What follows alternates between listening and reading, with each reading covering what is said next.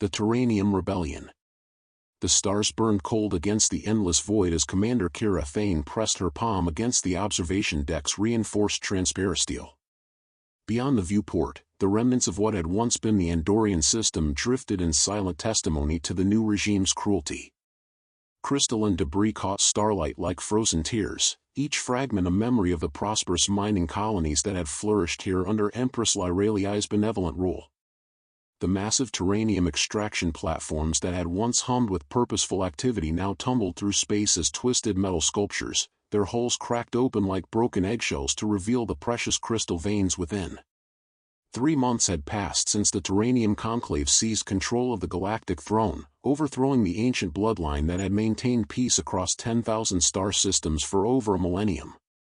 The mineral that had once been humanity's greatest discovery, a translucent, energy-conducting crystal capable of amplifying psychic abilities and powering faster-than-light travel, had become the instrument of their civilization's downfall. What had begun as humanity's first contact with the crystalline formations deep within the caves of Kepler 442b had evolved into a symbiotic relationship between conscious beings and living crystal, but the Conclave had perverted that sacred bond into a tool of absolute dominion. Kira's fingers traced the scar that ran from her left temple to her jawline, a permanent reminder of the Battle of Nexus Prime where she had watched her Empress fall. The wound had been inflicted by a Conclave enforcer wielding a terranium-enhanced blade, its crystalline edge capable of cutting through both matter and spirit. The physical pain had healed within weeks, but the psychic trauma remained, a constant ache that reminded her of the moment when hope seemed to die alongside her sovereign. The Terranium Conclave had not simply conquered through superior firepower, they had corrupted the very substance that bound their society together. Where terranium had once been harvested responsibly, used to enhance rather than dominate, the Conclave had weaponized it, creating vast networks of crystal matrices that amplified their commander's will across entire star sectors. The process involved forcing the naturally occurring crystals through artificial enhancement chambers, bombarding them with specific frequencies that altered their molecular structure and transformed them from partners into slaves. The rebellion that Kira now led consisted of barely 300 souls scattered across 17 vessels, refugees and loyalists who had escaped the initial purges that had claimed millions of lives. They were historians and healers, engineers and warriors, scientists and artists, united not by species or homeworld but by their unwavering devotion to the principles their fallen empress had embodied. Each carried within their possession a fragment of pure terranium, uncontaminated by the Conclave's corruption, a piece of the sacred crown crystal that had been shattered during the final assault on the Imperial Palace. The crown crystal itself had been more than mere ornament or symbol of authority. Grown over centuries within the heart of the Imperial Palace, it had served as a living repository of the collective wisdom and memories of every ruler in the ancient bloodline. Each empress had contributed her experiences to the crystal's matrix, creating a vast library of consciousness that guided their successors through the complexities of galactic governance. When the Conclave's forces had breached the palace's defenses, Empress Lyraliai had made the ultimate sacrifice, channeling her own life force into the crown to shatter it before her enemies could claim its power. Their current sanctuary was a derelict space station in the Outer Rim, a forgotten research facility that had once studied terranium's properties in the early days of galactic expansion. The Heisenberg Research Station had been abandoned 3 centuries ago when its experiments proved too dangerous, leaving behind crystalline formations that pulsed with residual energy and laboratories filled with equipment that defied conventional understanding. The station orbited a dying red giant star, its location hidden within a nebula of exotic particles that interfered with most forms of detection. The station's original inhabitants had been part of the first wave of terranium researchers, brilliant minds drawn from across the galaxy to unlock the crystal's secrets. Their work had laid the foundation for faster-than-light travel and interstellar communication, but they had also discovered darker possibilities. Documents recovered from the abandoned laboratories spoke of experiments in consciousness transfer, artificial enhancement of psychic abilities, and the creation of synthetic crystal matrices capable of controlling organic minds. When several researchers had been driven insane by exposure to unstable formations, the Imperial Navy had evacuated the facility and classified all records of its work. It was here that Dr. Enzo Valdris had made his breakthrough. The elderly xenobiologist worked tirelessly in the abandoned laboratories, his weathered hands steady despite his age as he manipulated microscopic crystal structures with instruments that had gathered dust for centuries. His research had revealed that the Conclave's control was not absolute. Their weaponized Terranium networks possessed a fundamental flaw. The artificial enhancement process they employed created harmonic instabilities within the crystal matrices, frequencies that could be exploited if one possessed the proper resonance patterns. Valdris had been among the Empire's most respected scientists before the Conclave's rise, his work on crystal biology earning him recognition across the galaxy. He had watched in horror as his research was perverted by the new regime, his theories on Terranium consciousness twisted into methods of mental enslavement. The guilt of that unwilling contribution drove him to work 18-hour days in the station's laboratories, determined to find a way to undo the damage his discoveries had enabled. The Doctor's breakthrough had come through careful analysis of the crown crystal fragments carried by each rebel. These pieces retained the original harmonic signature of Terranium in its natural state, a frequency pattern that resonated with the fundamental forces that bound the galaxy together. When properly amplified and synchronized, these fragments could generate a cascading disruption that would propagate through the Conclave's entire network, severing their psychic control over enslaved populations and disabling their most powerful weapons. The mathematics involved were staggering in their complexity. Terranium existed in a quantum state that bridged the gap between matter and consciousness, its crystalline structure capable of storing and transmitting both physical energy and psychic force. The Conclave's enhancement process created artificial harmonics that overrode the crystal's natural resonance, forcing it to amplify specific thoughts and emotions while suppressing others. To counter this effect, the rebels would need to generate a counter-frequency so precise that even microscopic variations could cause their plan to fail catastrophically. The plan that emerged from months of careful preparation was both elegant and desperately dangerous. 7 teams would infiltrate the primary Terranium processing facilities across the galaxy's core systems, each carrying a specially modified crown crystal fragment. These fragments had been painstakingly calibrated to generate specific harmonic frequencies that, when activated simultaneously, would create a resonance cascade powerful enough to shatter every corrupted crystal within 1,000 light-year radius. The synchronization required for their plan demanded precision that pushed the limits of what was technologically possible. The teams would need to activate their fragments within milliseconds of each other, despite being separated by vast distances and operating in hostile territory. Any deviation from the calculated timing could cause the cascade to fail or, worse, trigger an uncontrolled chain reaction that might destroy entire star systems and render vast regions of space uninhabitable for millennia. Kira stood in the station's command center, studying holographic displays that showed the positions of their target facilities. Each installation was a fortress, heavily defended and surrounded by fleets of Conclave warships. The facilities themselves were marvels of engineering, vast structures that processed raw Terranium ore through multiple stages of refinement and enhancement. The final products included not only the corrupted crystals used in weapons and control systems, but also the synthetic matrices that powered the Conclave's war machines and the psychic amplifiers that extended their influence across interstellar distances. The Kepler foundries represented the largest of these installations, a series of orbital platforms surrounding a gas giant rich in Terranium-bearing asteroids. The foundries operated continuously, their automated systems harvesting raw crystal from the asteroid belt and processing it through enhancement chambers that operated at temperatures exceeding the core of most stars. The facility produced enough enhanced Terranium in a single day to power a battle fleet or subjugate an entire world, making it a priority target despite its formidable defenses. The first team, led by Captain Marcus Voss, would target these foundries in what everyone acknowledged would likely be a suicide mission. Voss was a former Imperial Navy officer whose tactical brilliance had saved countless lives during the evacuation of the core worlds. His service record included commendations for actions during the border wars, where he had earned a reputation for accomplishing impossible missions through careful planning and absolute dedication to his troops. His team consisted of demolitions experts and stealth specialists who had volunteered for the assignment despite knowing the odds of survival were virtually non-existent. Lieutenant Zarachin commanded the second team, tasked with infiltrating the Procyon research complex where the Conclave's scientists worked to perfect their crystal enhancement techniques. The complex was built into an asteroid hollowed out by centuries of mining, its laboratories protected by multiple layers of shielding and defensive systems. Chen possessed the rare ability to interface directly with Terranium matrices through touch, a gift that had marked her for execution during the initial purges when the Conclave began systematically eliminating anyone with natural psychic abilities. Chen's survival had been pure chance, a sympathetic guard who had looked the other way during a prisoner transport, allowing her to escape into the crowded undercity of New Geneva. She had spent weeks hiding in abandoned subway tunnels before making contact with the growing resistance movement.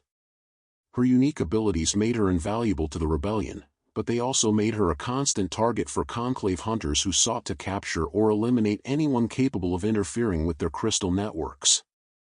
The third team would strike at the Vega Processing Station, a facility specializing in the creation of control matrices used in population centers. These crystals were embedded in everything from public buildings to personal communication devices, creating a web of surveillance and influence that touched every aspect of daily life under Conclave rule. The team was led by engineer Yuki Tanaka, whose expertise in crystal harmonics had helped design the modifications to their crown crystal fragments. The fourth target was the Centauri manufacturing hub, where the Conclave produced the synthetic crystals used in their most advanced weapons systems. These artificial formations were grown in zero gravity using techniques that pushed the boundaries of materials science, creating structures that could channel and focus energy with unprecedented efficiency. The facility was defended by some of the Conclave's most elite forces, soldiers enhanced with crystal implants that granted them superhuman abilities at the cost of their individual will. Teams 5 and 6 would simultaneously assault the twin installations at Rigel and Canopus, facilities that specialized in different aspects of crystal enhancement but shared quantum-entangled processing systems. The interconnection between these stations meant that successfully disrupting one would create vulnerabilities in the other, but it also meant that failure at either location could compromise both operations. The seventh and final team faced perhaps the most challenging mission of all. The Betelgeuse Synthesis Array was the Conclave's newest facility, a prototype installation where they were developing next-generation enhancement techniques. Intelligence reports suggested that the facility was working on methods to enhance Terranium crystals with quantum properties that would make them immune to conventional disruption techniques. If successful, this research could render the rebels' planned cascade attack useless and cement the Conclave's dominion over the galaxy permanently. The remaining teams were scattered across the galaxy, each approaching their designated targets through different vectors to avoid detection. They maintained radio silence, communicating only through encrypted quantum bursts that utilized the natural properties of their crown crystal fragments to remain undetectable by Conclave monitoring systems. The communication method itself was a testament to the rebels' ingenuity, exploiting quantum entanglement properties that existed between fragments of the same original crystal. Each team member carried not only their mission-specific equipment but also personal mementos from the world they had lost. Photographs of families killed in the purges, medals earned in service to the Empire, books of poetry banned under the new regime, these small tokens served as reminders of what they fought to restore. The psychological weight of their mission was enormous, knowing that failure would mean not only their own deaths but the permanent enslavement of billions of innocent people. As the predetermined activation time approached, Kira found herself thinking of Empress Lyraliai's final words, spoken as the Imperial Palace burned around them. The Empress had pressed a fragment of her crown into Kira's hands, her voice calm despite the chaos that surrounded them. She had spoken of hope persisting even in the darkest hours, of the power that lay not in domination but in unity, in the willingness to sacrifice everything for the freedom of others. The fragment had been warm to the touch, pulsing with residual life force that the Empress had infused into it with her dying breath. The Conclave's rule had transformed the galaxy into a nightmare of oppression and suffering that defied imagination.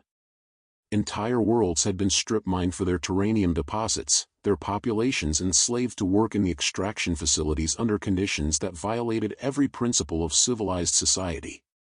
The crystal networks that connected the star systems had become conduits for the Conclave's will, transmitting not just information but psychic commands that suppressed rebellion and independent thought. On the industrial world of Kronos, massive strip mining operations had scarred the landscape beyond recognition. What had once been a lush garden world known for its diverse ecosystems and beautiful cities was now a hellscape of open pits and processing plants. The native population worked in shifts around the clock, their minds dulled by constant exposure to control crystals that made them incapable of questioning their circumstances or remembering their former lives. Children born under the new regime grew up knowing only servitude, their minds shaped from birth by the subtle influence of the corrupted crystals that powered their cities and schools. Educational systems had been restructured to eliminate critical thinking and creativity, replacing them with rote memorization and absolute obedience to authority. Art and literature had been replaced by propaganda that glorified the conclave's vision of order through strength, while history was rewritten to portray the empire as a corrupt and oppressive regime that the conclave had righteously overthrown. Scientists who questioned the environmental impact of intensive terranium mining disappeared into labor camps, their research confiscated and classified.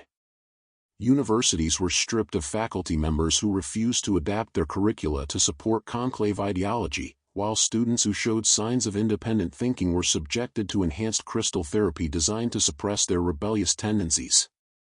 The intellectual life of the galaxy was being systematically destroyed, replaced by a culture of conformity and fear. The natural beauty that had once characterized many worlds had been scarred by massive excavation operations that showed no regard for environmental consequences. Ancient forests were cleared to make way for mining equipment, their millennia-old ecosystems destroyed in pursuit of crystal deposits that might yield only minor quantities of terranium. Pristine oceans were polluted by chemical runoff from processing plants, their waters turned toxic by heavy metals and exotic compounds used in crystal enhancement procedures. The conclave viewed the galaxy as a resource to be consumed, caring nothing for the civilizations and ecosystems their expansion destroyed. Their philosophy reduced all existence to its utility in serving their vision of perfect order, a universe where every thought and action was directed by the supreme will of their leadership. They spoke of bringing peace to the galaxy, but it was the peace of the grave, a silence born of the death of hope and the crushing of the human spirit. The psychological effects of conclave rule extended far beyond the obvious symptoms of oppression. Families were torn apart as children were indoctrinated to report on their parents' private conversations. Friendships dissolved under the constant pressure to conform and the fear that any deviation from approved behavior would result in punishment. Love itself became suspect, as the conclave viewed strong emotional bonds as potential sources of resistance to their authority. Kira activated her personal communicator, its display showing confirmation signals from 6 of the 7 infiltration teams. Only Marcus Voss's group remained silent, their status unknown as they attempted to penetrate the heavily fortified Kepler foundries. The foundries were protected by multiple layers of defense, including automated weapon systems, patrol fleets, and scanning networks that could detect even minute traces of unenhanced terranium.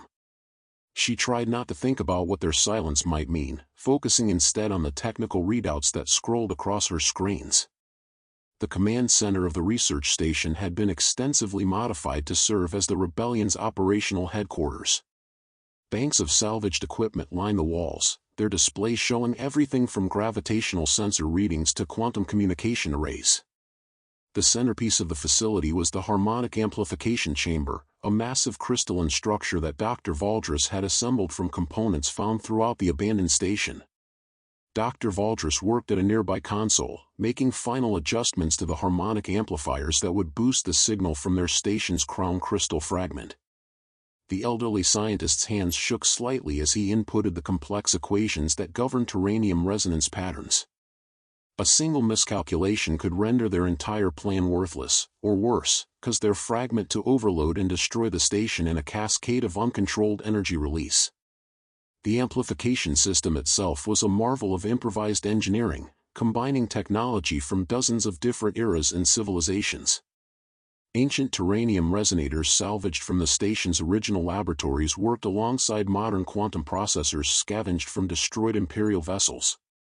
The hybrid system pushed the boundaries of what was theoretically possible, operating on principles that existed at the intersection of physics and consciousness. The countdown timer showed less than an hour remaining until the synchronized activation. Throughout the abandoned research facility, the rebel crew made their final preparations with the methodical precision of people who knew they might not survive the next few hours. Engineers sealed blast doors and activated emergency containment fields, knowing that the energies they were about to unleash might prove uncontrollable even with their careful calculations. Emergency medical stations had been established throughout the facility, staffed by the rebellion's small cadre of doctors and medics. They had prepared for casualties from the feedback effects of the harmonic cascade, but the exotic nature of terranium-based injuries made treatment uncertain at best. Previous experiments with crystal harmonics had produced symptoms ranging from temporary psychic blindness to permanent consciousness displacement, effects that conventional medicine was poorly equipped to address. In the station's chapel, converted from a former storage bay, rebels of various faiths gathered to offer prayers to their respective deities. The Empress had believed that the galaxy's strength lay in its diversity, in the countless species and cultures that had found common cause under her rule. These rebels embodied that principle, setting aside differences of biology and belief to fight for a shared vision of freedom. Humans knelt alongside Altarians, while crystalline vegans harmonized with gaseous Arcturians in a symphony of hope that transcended the barriers of species and form. The makeshift altar at the front of the chapel held a small fragment of the crown crystal surrounded by religious symbols from dozens of different traditions. The crystal pulsed with gentle light, its rhythm synchronized with the collective heartbeats of those who had gathered to pray. For many of the rebels, this fragment represented not just a weapon against their oppressors, but a sacred relic that contained the spiritual essence of their fallen empress.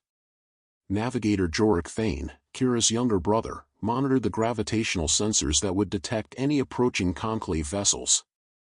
His cybernetic implants, installed after a mining accident in his youth, allowed him to interface directly with the station's sensor array. The technology was crude compared to terranium-based systems, but it had the advantage of being undetectable by conclave monitoring networks that had been designed to track enhanced crystal signatures. Jorik's accident had occurred during the early days of terranium mining, when safety protocols were less developed and the crystal's effects on organic tissue were poorly understood. A cave-in had trapped him beneath tons of crystal-laden rock, and by the time rescue teams reached him, his nervous system had been permanently altered by prolonged exposure to raw terranium. The implants were necessary to regulate his brain function, but they also granted him an intuitive understanding of crystal harmonics that proved invaluable to the rebellion. The station's artificial gravity fluctuated as Dr. Valdris brought the harmonic amplifiers online. Energy readings spiked across the facility as dormant terranium formations began to resonate in response to the crown crystal fragment's activation. The walls themselves seemed to hum with barely contained power, their metal surfaces vibrating at frequencies that registered on both mechanical instruments and psychic awareness. The ancient station was awakening after centuries of slumber, its crystalline components responding to stimuli they had been designed to detect and amplify. Through the viewports, space appeared deceptively peaceful. No hint of the struggles taking place across the galaxy, no sign of the desperate battles being fought in the shadows by other rebel cells scattered throughout the star systems. The Conclave's propaganda networks broadcast images of prosperity and order, carefully edited to conceal the suffering their rule had brought to billions of sentient beings. Independent journalists who attempted to document the truth faced imprisonment or execution, their reports suppressed by information control systems that monitored every form of communication. The propaganda itself was a masterwork of psychological manipulation, utilizing terranium-enhanced broadcasting techniques that embedded subliminal messages directly into the viewer's subconscious mind. Citizens exposed to conclave media found themselves experiencing subtle shifts in mood and opinion, gradually becoming more compliant and less questioning of authority. The process was so gradual that most victims never realized they were being influenced, instead believing that their changing attitudes reflected natural evolution of their thinking. Captain Helena Reese commanded the rebellion's largest remaining warship, a battle cruiser that had served with distinction during the border wars decades earlier. The ISS Defiance had been one of the Empire's most advanced vessels, equipped with experimental weapon systems and shielding technology that made it a match for ships twice its size. Her vessel remained hidden in the asteroid belt of an uninhabited system, ready to respond if the Conclave discovered their operation before the cascade could be completed. Reese was a veteran of countless engagements, her tactical expertise honed through years of protecting merchant convoys from pirates and raiders in the galaxy's frontier regions. She had earned her command through merit rather than political connection, rising through the ranks during the border wars when competence mattered more than social status. Her crew respected her not only for her skill but for her unwavering commitment to the welfare of those under her command. The ship's crew represented the last remnants of the Imperial Navy, officers and enlisted personnel who had refused to swear allegiance to the new regime. They maintained their vessels with salvaged parts and black market supplies, their uniforms patched and faded but their dedication unwavering. Many had families held hostage by the Conclave, used as leverage to ensure compliance from former Imperial forces, making their continued resistance an act of extraordinary courage. Life aboard the rebel vessels was harsh, with rationing of everything from food to breathable air. The ships operated in constant danger of discovery, moving frequently to avoid Conclave patrols and relying on hidden supply caches established during the final days of the Empire. Morale remained high despite the hardships, sustained by the knowledge that they represented the last hope for galactic freedom and the memory of the oath they had sworn to protect and serve. On the bridge of Reese's cruiser, Communications Officer Lieutenant Torres monitored encrypted channels for any sign that their infiltration teams had been discovered. The Conclave's security forces were ruthlessly efficient, employing both conventional surveillance and psychic scanning techniques enabled by their crystal networks. Their agents included not only willing collaborators but also mind-controlled slaves whose consciousness had been completely overwritten by artificial crystal matrices. A single captured rebel could compromise the entire operation through interrogation methods that left no secrets hidden. The Conclave had perfected techniques of mental extraction that could recover not only recent memories but also deeply buried information that the subject might not even consciously remember. Enhanced interrogation involved the use of specialized crystal formations that resonated with specific regions of the brain, forcing neurons to discharge their stored electrical patterns in ways that could be interpreted and analyzed. The rebels had prepared for this possibility by developing mental conditioning techniques that would allow them to trigger fatal brain hemorrhages if captured. The process involved meditative practices combined with biofeedback training that gave individuals conscious control over normally autonomous nervous system functions. It was a desperate measure that spoke to the stakes involved in their mission, but many rebels had already demonstrated their willingness to die rather than betray their comrades. The timer continued its inexorable countdown as Kira reviewed the technical specifications one final time. Each crown crystal fragment had been precisely calibrated to generate a specific frequency within the harmonic sequence that would destabilize the Conclave's artificial enhancement matrices. The mathematical precision required was staggering, millions of calculations performed to determine the exact resonance patterns needed to create a cascade effect that would propagate across interstellar distances. The physics involved operated at the intersection of quantum mechanics and consciousness studies, fields that conventional science had barely begun to explore. Terranium appeared to exist in a quantum superposition that allowed it to respond to both physical forces and mental intention, making it uniquely suited for applications that bridged the gap between matter and mind. The Conclave's enhancement process disrupted this natural state, forcing the crystals into artificial configurations that could be controlled by external manipulation. Dr. Valdris had spent decades studying terranium's properties, first as an imperial researcher working to unlock the crystal's beneficial applications, and later as a fugitive scientist working in hidden laboratories to develop countermeasures against Conclave technology. His understanding of crystal harmonics was unmatched anywhere in the galaxy, his theories validated through careful experimentation despite the primitive conditions he worked under. The success of their plan depended entirely on his calculations being correct, a responsibility that weighed heavily on his shoulders. The elderly scientist had lost everything to the Conclave's rise, his laboratory, his research, his colleagues, and finally his family when they were executed as examples to other potential resistors. His motivation was no longer purely scientific but deeply personal, driven by a need for justice that had sustained him through months of grinding preparation. He understood better than anyone the terrible consequences that would follow if their plan failed, not just for the rebels but for every sentient being in the galaxy. 20 minutes remained when Jorik's sensors detected an anomaly in the local space-time continuum. A Conclave patrol fleet was approaching through hyperspace, their trajectory bringing them dangerously close to the research station. The fleet consisted of 4 vessels operating in standard search formation, their sensors actively scanning for any sign of rebel activity. The rebels faced an agonizing choice: abort their carefully planned operation or risk discovery just moments before activation. The approaching vessels represented the cutting edge of Conclave military technology, their hulls reinforced with terranium armor that could withstand massive amounts of damage, while their weapon systems channeled crystal-enhanced energy beams capable of cutting through planetary crusts. Each ship carried a crew of enhanced soldiers whose minds had been modified to eliminate fear, doubt, and any impulse toward mercy or compassion. Kira studied the sensor readings, her mind racing through tactical possibilities that all seemed to lead to the same conclusion. The patrol consisted of 3 destroyers and a command cruiser, heavily armed vessels equipped with the latest terranium-enhanced weapons systems and detection equipment. The research station's defenses were minimal, designed for scientific work rather than military confrontation. In a direct engagement, they would be overwhelmed within minutes and their mission would end in complete failure.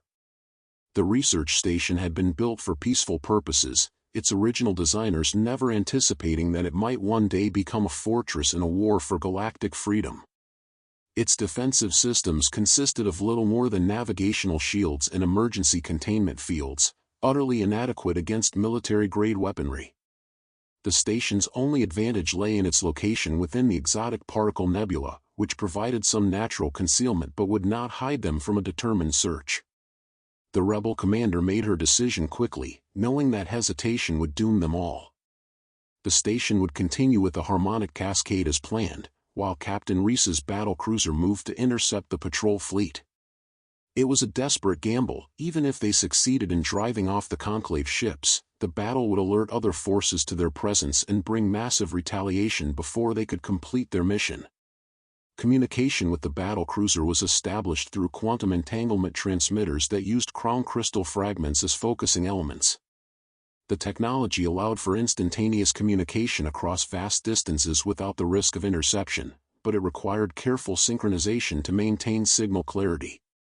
Captain Reese acknowledged the new orders without question, her crew already moving to combat stations as their ship broke from its hiding place among the asteroids. Dr. Valdris worked frantically to accelerate the activation sequence, his fingers flying across control interfaces as he bypassed safety protocols that would normally prevent such rapid power increases. Warning lights flashed throughout the facility as energy levels climbed beyond design specifications, the ancient systems straining to contain forces they were never meant to handle. The station's structure groaned under the stress of harmonic resonances that seemed to shake the very foundations of reality. The acceleration process introduced variables that could not be fully calculated, increasing the risk of catastrophic failure but offering their only chance of completing the mission before the patrol fleet could interfere. Emergency protocols activated throughout the station as automated systems detected dangerous energy fluctuations, but the rebels overrode every safety measure in their desperate race against time. Through the quantum communication network, confirmation signals began arriving from the infiltration teams scattered across the galaxy. Marcus Voss's group had successfully penetrated the Kepler foundries despite heavy casualties, their demolitions expert wounded but still capable of activating their fragment. The foundry's defensive systems had detected their approach, leading to a running battle through the facility's processing chambers as Conclave security forces attempted to prevent them from reaching their target. Lieutenant Chen reported her team in position at the Procyon Research Complex, though Conclave security forces were conducting sweeps dangerously close to their hiding place. The complex's laboratories contained some of the most sensitive research in the galaxy, protected by security measures that included both electronic surveillance and psychic monitoring systems. Chen's natural abilities allowed her to evade the psychic scanners, but her team members were more vulnerable to detection. The Vega processing station team had encountered unexpected complications when they discovered that the facility had been expanded since their intelligence reports were compiled. New sections had been added that contained additional crystal matrices, meaning their single fragment might not be sufficient to trigger a complete cascade. They were attempting to recalibrate their equipment to compensate, but time was running short. At the Centauri manufacturing hub, the assault team had been forced to fight their way through multiple defensive perimeters. The facility's enhanced guards had proven more formidable than expected, their crystal implants granting them not only increased physical capabilities but also a form of collective consciousness that allowed them to coordinate their responses with inhuman precision. The team had suffered casualties but remained committed to their mission. The harmonic amplifiers reached full power as the countdown entered its final phase. Throughout the research station, terranium formations began to pulse with increasing intensity, their crystalline structures resonating in sympathy with the crown crystal fragment at the facility's heart. The effect was beautiful and terrifying, like watching stars being born in accelerated time while knowing that the process might tear apart everything around it. The station's corridors filled with an otherworldly harmony as dormant crystal formations awakened after centuries of silence. The sound existed at the edge of human perception, more felt than heard, a vibration that seemed to reach directly into the consciousness of everyone aboard. Some rebels reported experiencing vivid flashes of memory that were not their own, glimpses of the station's past when it had been filled with researchers pushing the boundaries of scientific knowledge. Kira felt the psychic pressure building as the fragment's influence expanded, its harmonic signature propagating through local space at the speed of thought. Her mind filled with echoes of the Empress's memories, fragments of consciousness preserved within the crystal's molecular structure. She saw glimpses of the golden age that had preceded the conclave's rise, visions of worlds at peace and peoples united in common purpose rather than divided by fear and suspicion. The memories revealed the true scope of what had been lost when the Empire fell. Worlds where different species worked together on projects that benefited all, research stations where scientists from across the galaxy collaborated to unlock the universe's secrets, trade networks that brought prosperity to even the most remote systems. The Empress had been more than a ruler, she had been a facilitator, helping diverse civilizations find common ground and shared objectives. The Conclave patrol fleet dropped from hyperspace precisely as the activation sequence reached its culmination. Their sensors immediately detected the massive energy discharge emanating from the research station, but by then it was too late to prevent what followed. The lead vessel's commander ordered immediate attack, but their weapons systems were already beginning to malfunction as the harmonic cascade's initial effects reached their crystalline components. Captain Reese's battlecruiser engaged the patrol fleet in desperate combat, her weapons systems pushed beyond safe limits as she fought to protect the station during its most vulnerable moment. The rebel vessel was outgunned and outnumbered, but her crew's determination made up for their tactical disadvantage. They knew that millions of lives hung in the balance, that failure would mean eternal slavery for the galaxy's population. The engagement began with a devastating exchange of fire that lit up the nebula with brilliant flashes of energy. The Defiance's ancient but well-maintained systems performed admirably against the newer Conclave vessels, their experienced crew making up for technological disadvantages through superior tactics and seamless coordination. Every member of the crew understood that they were fighting not just for their own lives but for the future of galactic civilization. The cascade effect propagated outward at supraluminal speeds, carried by the same quantum entanglement properties that enabled faster-than-light communication. The phenomenon moved through hyperspace itself, following the natural pathways that connected all terranium deposits throughout the galaxy. Across the galaxy's core systems, the infiltration teams activated their fragments in perfect synchronization, each adding its voice to the growing harmonic symphony that would either liberate the galaxy or destroy it in the attempt. At the Kepler foundries, Marcus Voss's team watched in awe as the massive orbital refineries began to shake apart from within. The corrupted crystals that powered their operation developed hairline fractures that spread with exponential speed, their perfect lattice structures collapsing as the harmonic cascade overwhelmed their artificial enhancement patterns. Molten metal and crystalline debris fountained into space as the foundries tore themselves apart in spectacular displays of uncontrolled energy release. The destruction was both beautiful and terrible, vast structures that had taken decades to build disintegrating in moments as the forces that held them together were turned against themselves. Processing chambers that operated at stellar temperatures exploded outward, their contents dispersing in clouds of superheated plasma that would remain visible from neighboring star systems for years to come. Lieutenant Chen's group witnessed similar destruction at the Procyon Research Complex, though the effects there were more subtle and arguably more significant. The facility's experimental chambers contained some of the most concentrated terranium formations ever created, crystals grown in zero gravity and enhanced through techniques that push the very limits of material science. As the cascade reached them, these formations detonated with the force of small stars, their unleashed energy vaporizing entire sections of the complex while sending shockwaves through hyperspace itself. The research complex had been the center of the conclave's efforts to develop new forms of crystal enhancement, including experimental techniques that could theoretically create crystals immune to conventional disruption methods. The destruction of this facility eliminated years of research and set back their enhancement program indefinitely, assuming anyone survived to continue the work. The effect was not limited to the targeted facilities. Throughout the conclave's territory, every enhanced crystal began to resonate with the cascading harmonics. Weapon systems failed as their power cores developed fatal instabilities, their carefully tuned crystal matrices shattering under harmonic stress that their artificial enhancement could not withstand.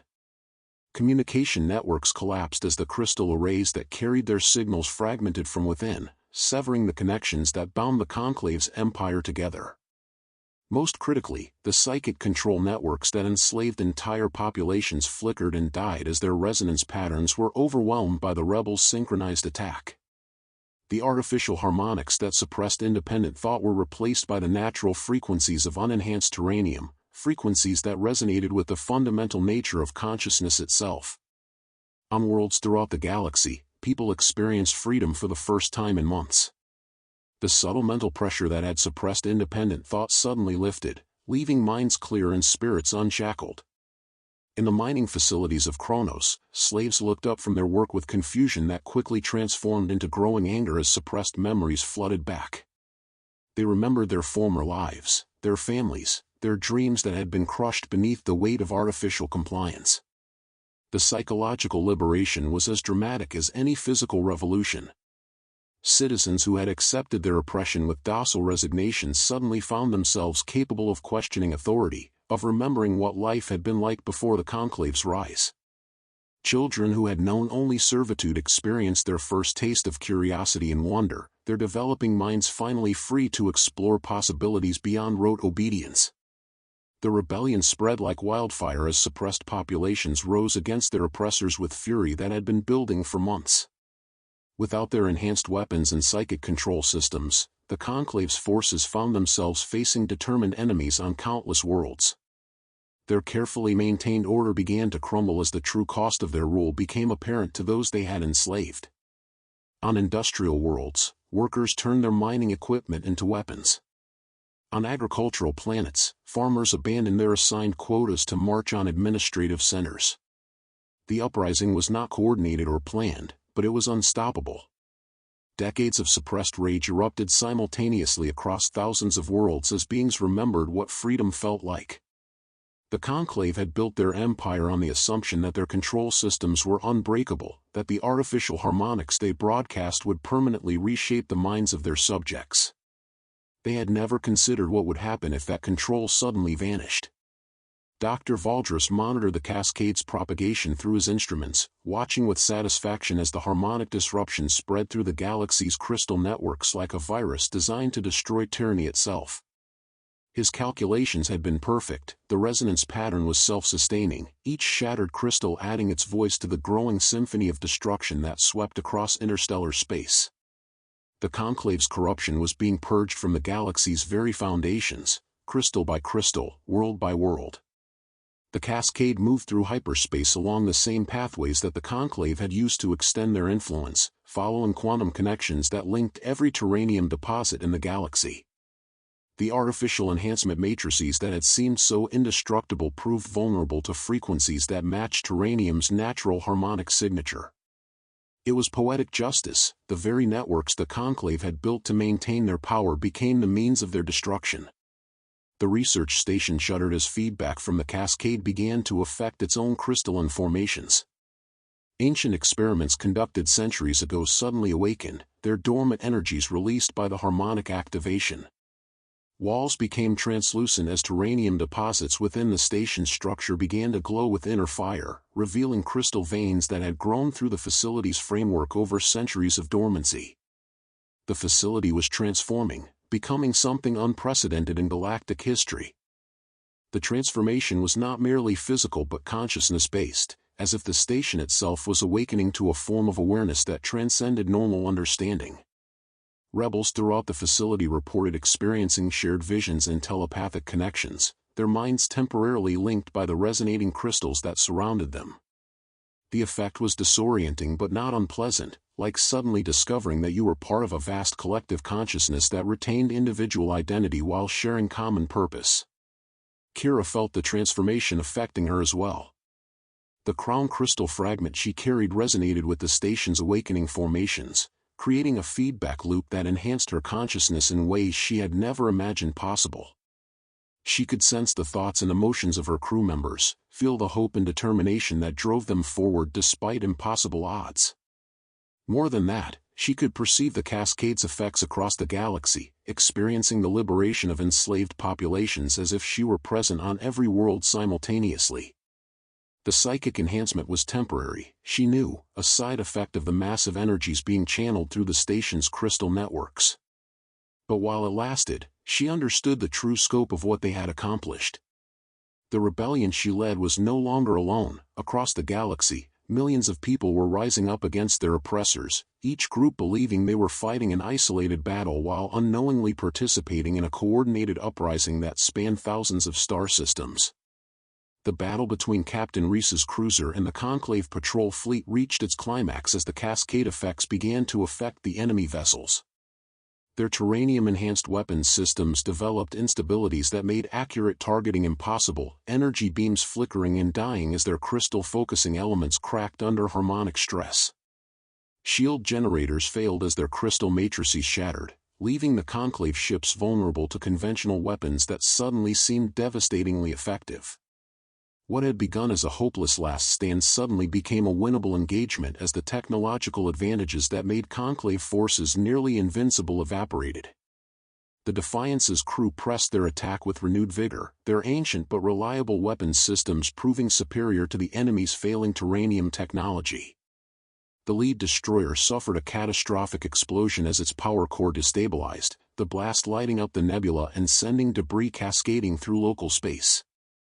The remaining Conclave vessels attempted to retreat, but their hyperdrive systems were dependent on crystal matrices that could no longer maintain the quantum resonance necessary for faster-than-light travel. They found themselves trapped in normal space, easy targets for the rebel cruiser whose crew had trained for decades to fight with conventional technology. One by one, the enemy ships were disabled or destroyed, their crews either killed in the fighting or captured to face justice for their crimes. Across the galaxy, the Conclave's leadership watched their empire dissolve in real time. Their command centers, built around massive terranium processing facilities, were among the first targets of the cascade effect. The Conclave's supreme headquarters on Vega Prime lost all communication with their distant territories as the crystal networks that bound their empire together collapsed in spectacular displays of uncontrolled energy release. Supreme Chancellor Vex, the ambitious politician who had orchestrated the Empress's overthrow, found himself trapped in his palace as its terranium-enhanced security systems turned against him. The massive crystal formations that had once amplified his will across interstellar distances now pulsed with chaotic energy that threatened to tear the building apart. His enhanced guards, their minds freed from artificial control, turned their weapons on their former master as they remembered the atrocities they had been forced to commit. The Chancellor's death was neither quick nor merciful. The very systems he had used to maintain power became the instruments of his destruction as the palace's crystal networks overloaded and exploded. The man who had dreamed of ruling the galaxy through the power of corrupted terranium died screaming as those same crystals shattered around him, his ambitions literally crumbling to dust. Similar scenes played out across the galaxy as Conclave leaders found themselves cut off from the networks that had made their rule possible. Regional governors who had terrorized entire star sectors discovered that their commands no longer carried any weight, their artificial authority evaporating along with the crystal systems that had enforced it. Many were killed by vengeful populations they had oppressed, while others fled into exile or committed suicide rather than face justice for their crimes. The rebels' victory was not without cost. Several of the infiltration teams had been caught in the destruction of their target facilities, their sacrifice enabling the cascade to reach critical resonance but claiming lives that could never be replaced. Marcus Voss's team had been vaporized along with the Kepler foundries, their final transmission confirming mission success even as they faced certain death. Lieutenant Chen's group had suffered casualties when the Procyon research complex exploded, though she and 2 others had managed to escape the initial blast. The heroism displayed by these volunteers represented the best of what the old empire had stood for, individuals willing to sacrifice everything for the greater good, motivated not by personal gain but by dedication to principles larger than themselves.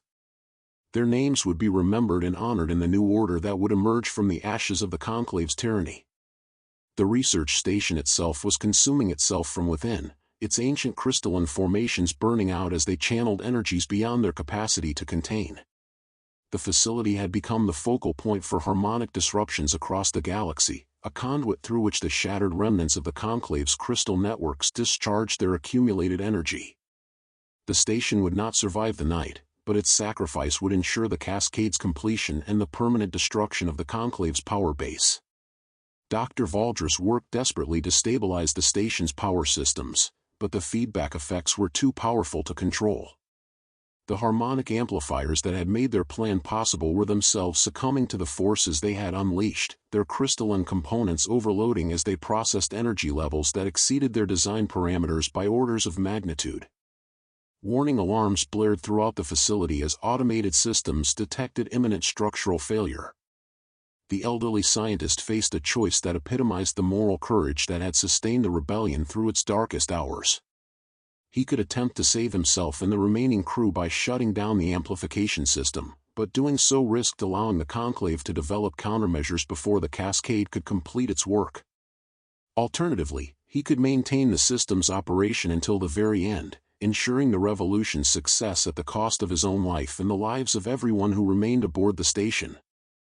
Valdris made his decision without hesitation, his hands steady as he locked the amplification controls to prevent any shutdown attempt. Around him, junior scientists and technicians who could have evacuated chose to remain at their posts, determined to see their mission through to completion regardless of personal cost. They had come too far and sacrificed too much to falter at the moment of victory. Kira ordered the evacuation of all non-essential personnel, knowing that many would refuse to abandon their posts. The rebels had fought too long and sacrificed too much to flee at the moment of their greatest triumph. They would remain at their stations, ensuring that the cascade effect continued until every trace of the Conclave's corruption had been purged from the galaxy's crystal networks. The evacuation shuttles that departed carried only the wounded and those whose presence was not critical to the station's continued operation. The remaining crew worked with the calm efficiency of people who had accepted their fate and found peace in the knowledge that their sacrifice would serve a greater purpose. They monitored systems that were rapidly deteriorating, made repairs that would only delay the inevitable for precious minutes, and maintained communication networks that allowed them to coordinate with liberation forces across the galaxy. Each moment they bought with their lives meant freedom for countless others. The harmonic symphony reached its crescendo as the last of the major processing facilities succumbed to the resonance cascade. On 1,000 worlds, the oppressed rose against their oppressors with fury that had been building for months of enforced servitude. The Conclave's carefully constructed hierarchy collapsed as their enhanced enforcers found themselves powerless against populations that had suddenly remembered their strength and their anger. The liberation was not uniform or coordinated, but it was irresistible. On some worlds, the revolution was led by former government officials who had been forced to collaborate with the Conclave but had never lost their loyalty to the Empire. On others, it was spontaneous uprisings by ordinary citizens who found their courage along with their freedom. Military units that had been mind-controlled into serving the Conclave turned their weapons on their former masters as artificial loyalty gave way to genuine allegiance to justice.